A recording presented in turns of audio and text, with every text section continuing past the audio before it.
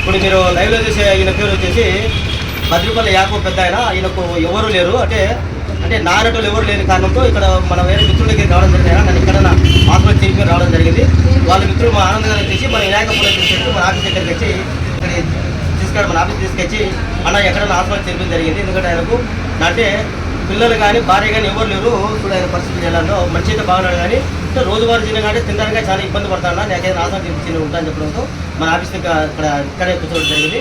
ఈరోజు నేను మనము ఎర్రగుట్ట దగ్గర ఉన్న ఎద్దుల శేషం అనాథాశ్రమం మా మిత్రుల ఆశ్రమం దగ్గర నుంచి ఆయనకు అన్ని రకాల ఇబ్బంది లేకుండా బట్టలు ఫుడ్ అన్ని మేము చేసేదానికి మా ప్రయత్నం చేస్తున్నాం. ఎందుకంటే చూడండి లైవ్లో చూడండి. దయచేసి కొడుకులు అయితేనేవి కూతురు అయితే వాళ్ళు ఎవరు ఇచ్చిన వాళ్ళ బదులు ఎవరున్నా కానీ కానీ మీకు ఇతను సాకుండా అడిగినా మమ్మల్ని కాన్సల్ట్ అయితే మళ్ళీ మేము ఇంటికి వచ్చే ప్రయత్నం చేస్తాం. అంతవరకు మా ఆశ్రమంలో ఇబ్బందులు కూడా ఆయన ఆనందంగా ఆయనకు అన్ని రకాల సౌకర్యాలు చేసి సొంత తండ్రిగా చూసుకునే బాధ్యత మేము ప్రయత్నం చేస్తున్నాం. శ్రీ వినాయక పోలీసులకు సపోర్ట్ చేయండి. Thank you. ఓకేనా?